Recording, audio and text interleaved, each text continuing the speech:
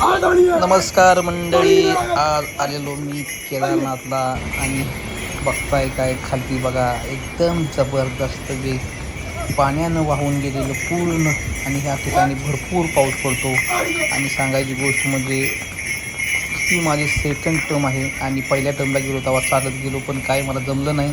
म्हणून ह्या टायमाला मी घोड्यावरती गेलो. आणि काय बोलता तुम्ही, एकदम म्हणजे निसर्गरम्य वातावरण असल्यामुळे आणि हे स्वर्गाशिवाय दुसरा पर्याय नाही. असं हा एकमेव हा जो पण ह्या ठिकाणी येईल त्याला हे स्वर्गच वाटणार. मी थोडं रस्ता खचलेला आहे, पण काय नाही, एकदम झरणार बघा पाणी असा एकदम निसर्गामधनं आपल्या पाणीच पाणी येतं असं वाटतंय. आणि पुढं घोडावाही आहे आणि खाली बघितलं तर एकदम डेंजर, म्हणजे एकदम डेंजर. नवीन माणूस तर पहिल्यांदा भेऊन जातो. चेकपोस्ट आपली आणि बघा मस्त म्हणजे मजा करत आहे. आणि ह्या ठिकाणी काय माहिती आहे का, पावसाचं वातावरण जातं, पाणी पडतं एकदम पर्पल पाणी.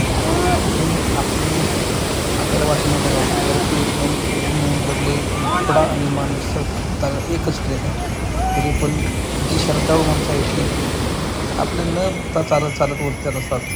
बघा घोड्याला बी रस्ता नाही आहे. आणि तुम्हाला वाटत असेल की हे एकदम सोपं आहे, पण हे सोपं नाही मित्रांनो. हे भरपूर म्हणजे भरपूर अवघड आहे. आणि ज्याच्या नशिबात आहे केदारनाथ त्यानंच करून जाणावं बाबा.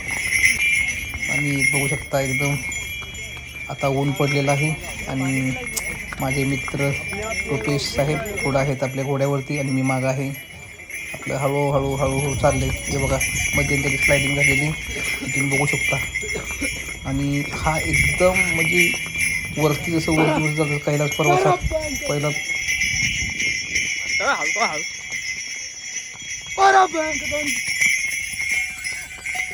घोड्याला एकदम पुढं चालत निघालेले आहेत. कसं आहे मस्त वातावरण आहे. आणि घोड्यानं आपलं पुढं चालत जाऊन खाली बघितलं तर माणसाला चक्कर येईल असं वातावरण.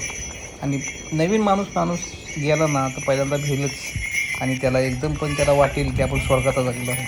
हा बघू शकता स्वर्गाचा रस्ता एकदम जबरदस्त. आता इथं घोड्यांचा स्टॉप होईल आणि तिथून पुढं चालत बघा लेफ्ट आलेला आहे. आणि काय माहिती आहे काय, एकदम मस्त मजा. इथून आपलं उतरून चालत निघालो. आणि ही बघा नदी आहे आणि जी एकदम ही एकदम हिमालयातून नदी वाहते त्या. असं बघायला दृश्य बघायला एक नशीबच लागतं बघा. आणि एक बार तर माणसानं आलंच पाहिजे हो इकडं. नाही आलं तर काय फायदा या जेवणाचा.